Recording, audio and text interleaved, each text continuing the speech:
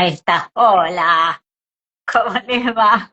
Hola, acá saludando gente de todos lados. Qué lindo, qué lindo. Estaba Fer, escuchando mira Fernando, ¿cómo estás? Mm, Australia, Colombia, este el que nos acompaña Beatriz desde aquí. Qué ujú. lindo. Y te extrañábamos, Ale, así que una alegría. No sé si Ale está arriba o está abajo mío. Vamos a ver cómo sale en la grabación. Yo la veo acá arriba. Sí, Así volví, que volví, volví. una alegría que Sí, estés con acá nosotros. Sí. estamos. Mm.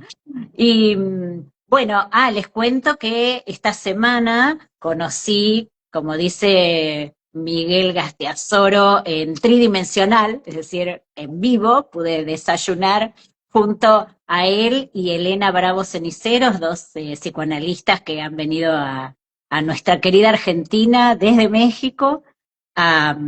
Estuvieron dando conferencias, Miguel vino por Lecol Lacanien de psicanálisis de Córdoba y estuvo en el Borda y Elena va a estar ahora a continuación en La Dama de Bolini y bueno, y Ale, vos también, ¿no? Tenés programa hoy. Es el lunes que viene. Ah, ok, ok. Bueno, el lunes lo publicamos para Sí, que puedan estén escucharla, atentos a las Ale. redes. Pero sí, me va a entrevistar Juan Carlos Contreras desde Lima, Perú, y vamos a estar hablando un poquito sobre psicoanálisis y sexología. Ahí Va a está, estar buenísimo. bueno. Sí. Así que, bueno, nada, un placer y esto, ¿no? Que siempre decimos que nos acompañemos, porque nuestro trabajo es de trinchera, entonces todo lo que podemos conectarnos a charlar desde distintos lugares del mundo, todos interesados en, a veces hay como una gran discusión, ¿no? Acerca de esto de el bien, ¿no? Y se piensa en términos de que, por ejemplo, en el seminario 7 Lacan critica mucho, ¿no? Las cosas a las cuales puede llegar el ser humano en nombre de lo que cree, ¿no? Que es un bien absoluto, el soberano bien. Mm. Pero hay una parte chiquitita, ¿no? Que tal vez no tiene que ver con el soberano bien o con creer que el bien es uno solo para todos, ¿no? Pero tiene que ver con lo que es el deseo del analista, ¿no? Y la Mm. función que cada uno de nosotros lleva a cabo en realmente querer que un paciente mejore, ¿no? En querer que salga de esa primera entrevista con un poco de esperanza y de apostar a que la cosa va a mejorar, ¿no? Que Ujú. bueno, es un tiempo de trabajo, pero va a mejorar. Y bueno, esto es importante para nosotros, ¿no? Defender que tal vez es cierto, que no se confunda eso, ¿no? Como que no es que el analista es cierto que tiene que ser abstinente, que es cierto que es importante la neutralidad, pero que no significa que no tiene ese deseo de que el paciente mejore, ¿no? Y que se note. Y que se note, sí, Claro, porque por ahí es que se me va a notar y sí, se te tiene que notar que sí. te gusta tu trabajo, que te apasiona, que quieres acompañar al otro. Y es cierto Mm, que se percibe, ¿no? Creo que ese punto de alegrarse con los logros de los pacientes, ¿no? Que es una mm, parte que tal vez podríamos en algún momento dedicar un vivo a hablar de eso, ¿no? Porque bueno, siempre mm. estamos tratando de hablar acerca de cómo resolver, no sé, las dificultades, esos momentos donde el nudo queda como hecho un torbellino, bueno, pero también de esos puntos de alegría que también vivimos los analistas cuando vemos que un paciente cada vez mejor, y un buen día dice, bueno, ya está, y eso es Sí. genial, genial, Ujú. genial. Así que bueno, hoy vamos a hablar de tal vez de lo contrario, ¿no? Que es cómo entra alguien en un tratamiento psicoanalítico. Que generalmente una de las cosas más importantes para aquellos que recién empiezan en la práctica analítica es verificar si hay realmente una demanda de análisis, ¿no? Y esto es muy importante porque generalmente puede ocurrir, a ver, puede ocurrir los años que ambas hemos trabajado en instituciones, en los hospitales. Que a veces pasa que alguien viene referido por otra persona o diciendo, bueno, esto es lo que tengo que hacer, pero de ahí a que se sienta causado por su propio análisis y aparezca este deseo, que es casi como el deseo correspondiente, si es que hubiera una simetría, que no la hay, pero si uno pudiera decir el deseo del analista, ¿no? Por nuestro lado, también hay un deseo de analizar que se va abriendo para cada paciente, ¿no?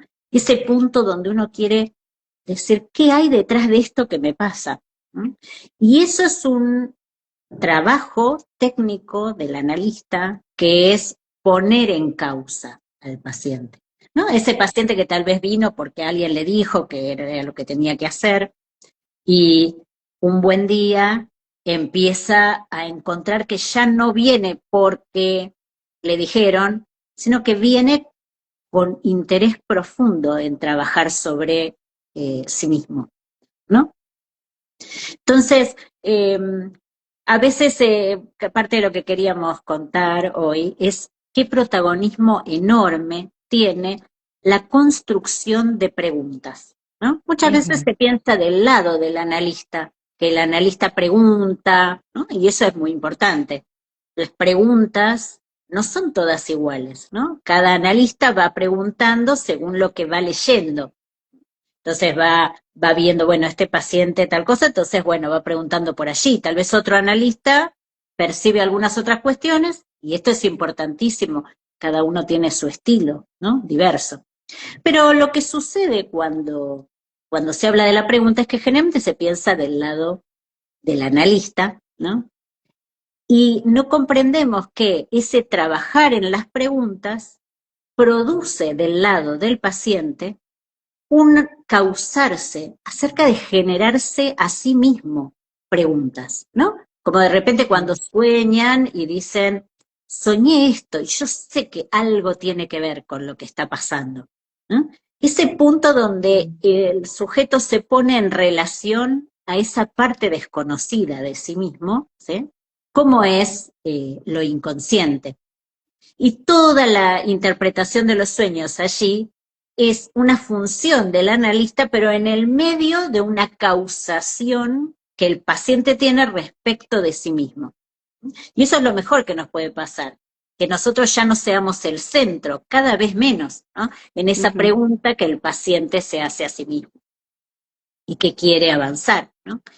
Entonces, eh, me parece que es buen momento recordar, ¿no? Que en el seminario 3 de Lacan es el seminario de las psicosis, ¿no? Y lleva por título eso, y está muy bien, pero que pocas veces uno se da cuenta, ¿no? Si uno lo va leyendo a pie juntillas, se da cuenta que hay algo que excede la cuestión de las psicosis. Para mí, el planteo que hace Lacan ahí es que trabaja el caso Dora y también trabaja Schreber.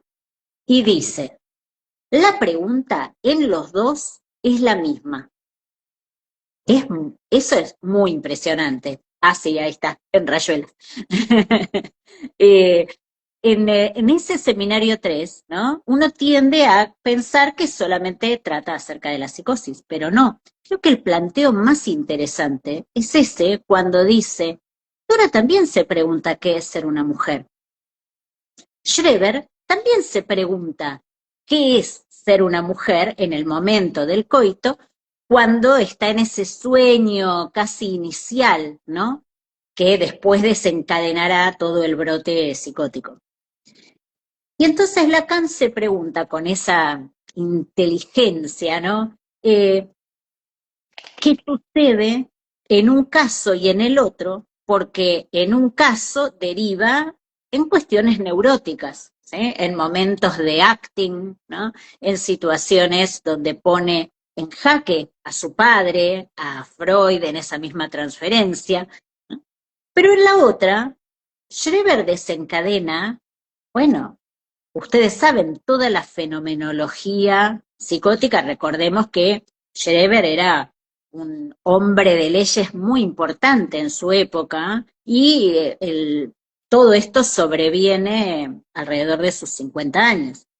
Entonces es realmente algo que debe haber sido pavoroso, ¿no? Públicamente debe haber sido pavoroso. Tanto así, ¿no? Que él por suerte escribe sus memorias y eso es lo que toma Freud para trabajar su discurso.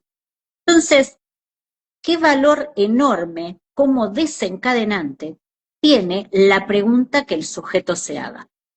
Y entonces nosotros podemos decir, ah, bueno, pero es una pregunta. ¿Y qué es una pregunta? Y esto es como también muy importante.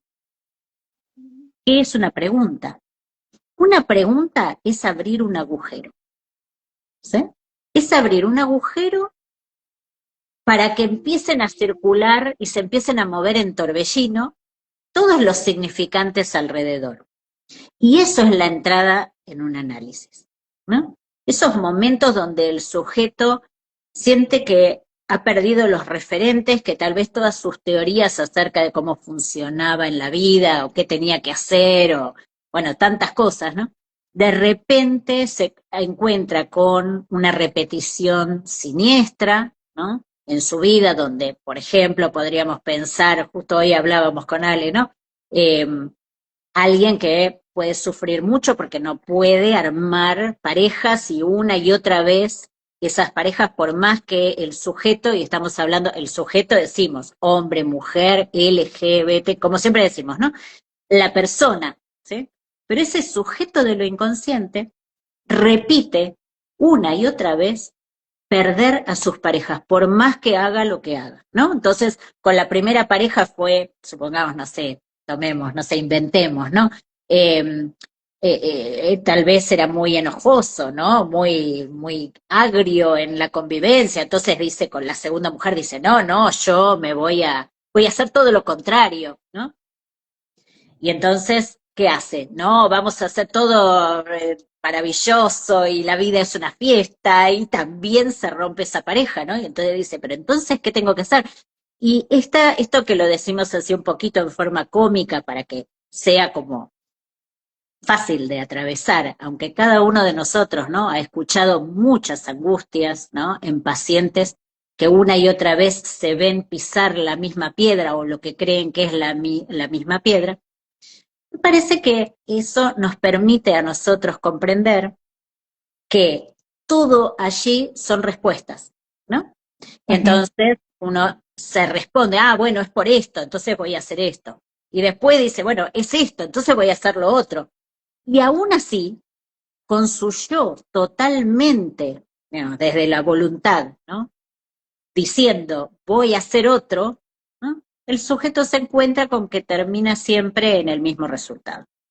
Y allí es Ujú. donde va un analista, ¿no? Y el analista lo que tiene que hacer Ahí es uno va. Uy. ¿cuál?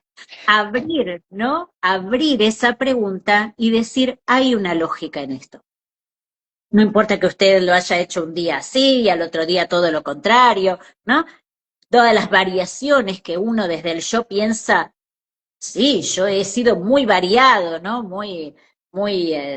Digamos, en cada relación he puesto cosas diferentes. Bueno, de lo que se trata es que en realidad en todas esas variaciones no varió nada de lo que tenía que variar, ¿sí? Y leer ese sustrato es la función del analista. Y esa función del analista se abre, ¿sí? A través de las preguntas, pero también a través de formular preguntas al hueso, ¿no? Lo que se llama, digamos, a fondo, que son muy angustiantes inicialmente, pero que hacen que ese paciente se pregunte, ah, yo esto no lo había pensado. ¿No? Entonces, no sé, por ejemplo, en una situación así, ¿no?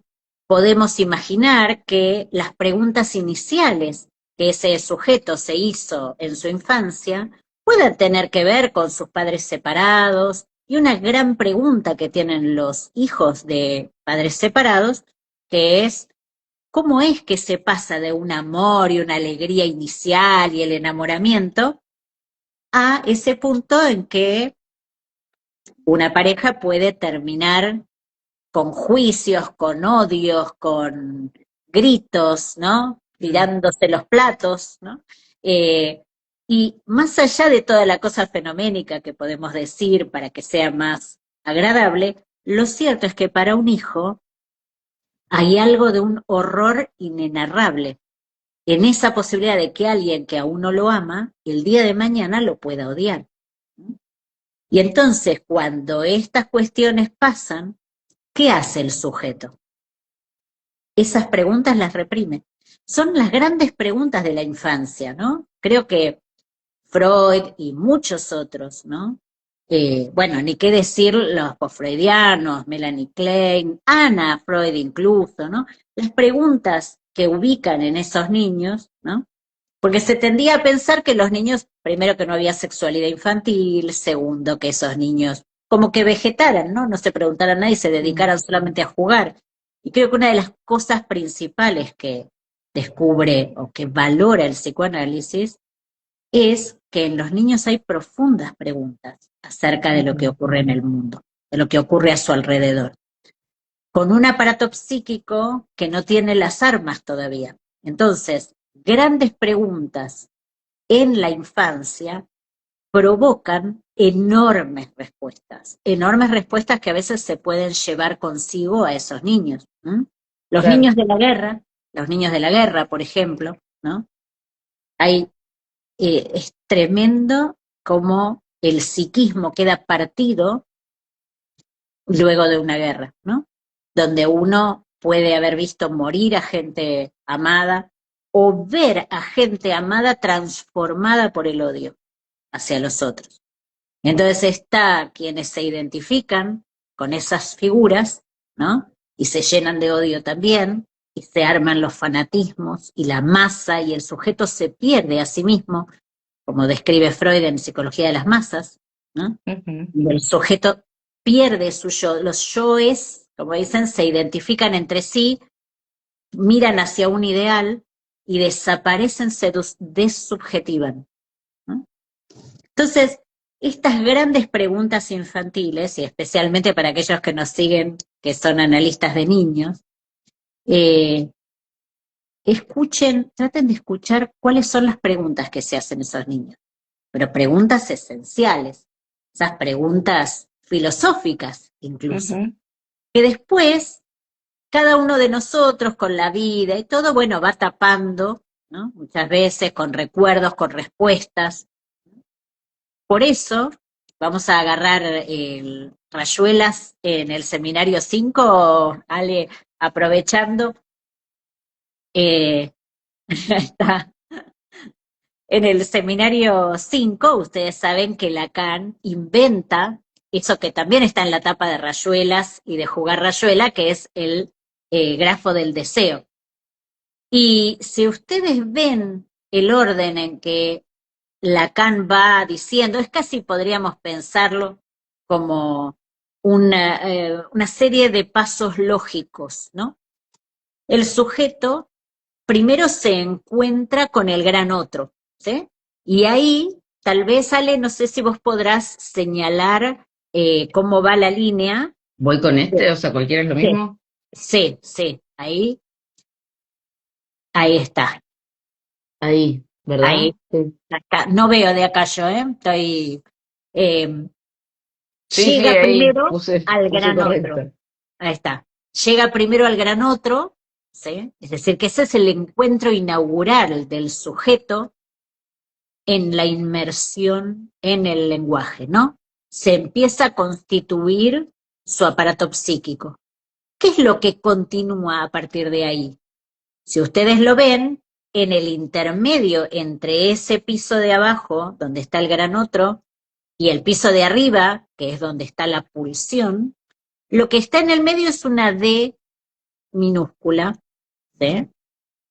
Que ahí ya podemos encontrar, ¿sí?, esa parte del sujeto, del otro, que se inscribe a nivel del cuerpo del sujeto, ¿sí? Por eso tenemos la pulsión en el segundo, en el piso de arriba.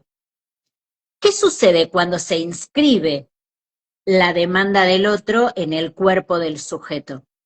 Que empieza la pulsión, las zonas erógenas. Al sujeto le empiezan a pasar cosas, el lenguaje empieza a inscribirse en el cuerpo. Y ahí se abren enormes preguntas. Por eso en el de abajo, ustedes ven que, perdón, en el de abajo de la otra página, van a ver que se arma como un signo de pregunta. No, en de la otra página, Ale, ahí está, se arma como un signo de pregunta, ¿vieron? Arriba, dice, ¿qué me quieres? Es una gran pregunta. Eso significa que se abre como enigma enorme las primeras preguntas del sujeto acerca del otro, de lo que está pasando. Después de eso, van a ver que lo que se produce es el significante del gran otro tachado. Y eso cuando está dando la vuelta, lo que dice es que primero se inscribe la falta en el otro. Es como ese punto de terror, ¿no? Al otro le falta algo y lo quiere conmigo. Esa es la suposición en el psiquismo infantil. Ujú. Ahora, ¿cómo hace el niño para frenar esa angustia? Es como, no sé, como cuando uno era chiquito y esas películas, bueno, muy viejas, yo soy mucho mayor que ustedes, había como las típicas películas de las momias, ¿no? Y las momias iban caminando con los brazos así estirados y perseguían al protagonista de la película. Y uno decía, ay por Dios, ¿no? Que me va a agarrar. Todo eso que los niños tienen de decir, esto me persigue, ¿no? Los malos, bueno, vayan distintas palabras, ¿no? Para señalar eso que a uno lo persigue. Lo que queda elidido ahí es que si el otro nos persigue es porque le hace falta algo y eso aterra al sujeto. Entonces, después de esa parte, en el nudo borromeo, perdón, en el grafo del deseo, lo que viene después es el fantasma. ¿Por qué? Porque el fantasma es la respuesta. Entonces, a la pregunta de, supongamos, claro, ahí está, a la pregunta, supongamos, de cómo puede ser que mis padres se amaban y después terminaron odiándose, se arma alguna clase de respuesta. Mm. Inventemos, porque mi madre lo trató muy mal a mi padre, o porque mi padre la maltrató mucho a mi madre, ¿no? Digo, son versiones, cada cual viene con sus versiones. Mi padre era terrible, mi madre era terrible, no sé, digo, aparece una escena montada. ¿Qué es lo que hace el analista? Empezar a entrar allí, porque esa es solo una versión que congela la escena. Es una respuesta. Ah, entonces las cosas salen mal porque, no sé, supongamos, pasa esto. Entonces yo no voy a ser como mi madre que fue maltratadora o como mi padre, supongamos, no sé, que fue tal cosa. Entonces uno se arma una respuesta propia, con la cual va avanzando en el mundo, ¿sí? O va recorriendo el mundo. Lo interesante es comprender que esa es solo una versión. Por eso, cuando hablamos de fantasma, mucha gente pregunta, ¿pero qué significa que el fantasma es la respuesta que el sujeto se da, ¿no? Al deseo del otro? ¿Qué significa eso? Esto, que es solo una versión que hay que desmontar para que se abra la cuestión, se abra y uno pueda ver que en realidad, no sé, tal vez el odio entre esos dos padres es porque todavía subsistía demasiado ese Ujú. amor y ese pegoteo, ¿no? No era indiferencia. Cuando una relación está, esa separación está bien elaborada, la separación es parte, digamos, del desenlace natural y se puede seguir sin odios. Y también, y hay muchas parejas que pueden hacerlo, que logran hacerlo, con trabajo de análisis, pero logran hacerlo. Y eso es muy, muy importante. Ni quedarse adentro de una relación cuando no funciona, ni separarse, pero quedar atado a este otro, ¿no? En medio de las peleas y los llantos, donde a uno se le va la vida. Ujú.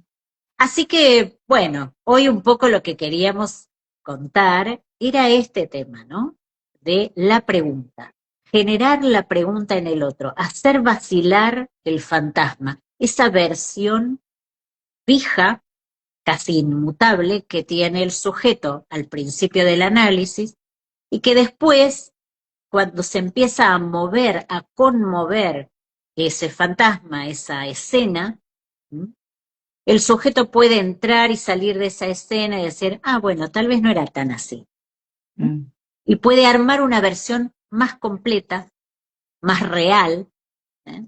Donde cada uno tuvo su porción, ¿no? De responsabilidad en lo que pasó, y ujú, lo real es algo con lo que hay que aprender a convivir. Lo real en el sentido de eso impredecible y que nada nos garantiza que una relación hoy va a durar para siempre.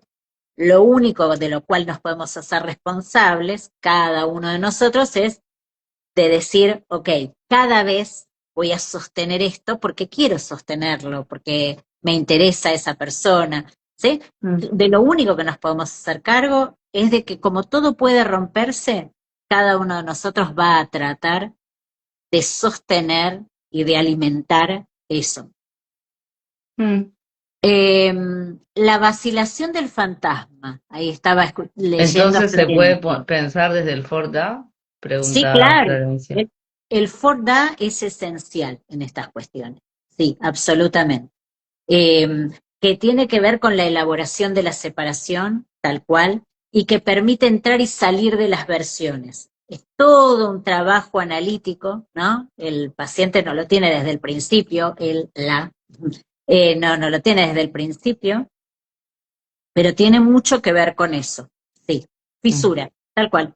Es fisurar eso que aparece como un establecido, ¿no? Como una versión tan determinante en la vida de un sujeto que puede írsele la vida detrás de esa versión fija de lo que pasó. Y bueno, y es muy interesante también como analista acompañar cuando a veces se descubren verdades a lo largo del análisis porque el sujeto fue moviendo cosas y se descubren verdades que no, ni siquiera eran imaginables, ¿no? Y se reescribe la historia y eso yo estoy, digamos, para mí es una de las cosas más maravillosas que tiene el análisis, ¿no? Cuando uno va trabajando, ay, esto no cierra, y de repente apareció mm, algo absolutamente insospechado, otra versión, otras mm. familias, otras cosas, ¿no? Que nadie sabía. Eh, es muy interesante. La verdad que nuestra profesión es una profesión hermosa, hermosa. Pero bueno, si no nos acompañamos entre todos, ¿no? Creo que también es como muy, no sé, muy desgastante, ¿no? En cuanto a lo que es el Solitaria, sí, sí. solitaria y estamos todo el tiempo poniendo pulsión de vida, ¿no? Ujú. En nuestro hacer. Bueno. Así que, bueno, Bueno, espero. gracias a todos por sumarse, por estar, por quedarse. Nos vemos el viernes que viene, a Eso. la misma hora, por el mismo canal, como todos los viernes. Eso, cuídense, nos vemos. Chao, Adiós. chao.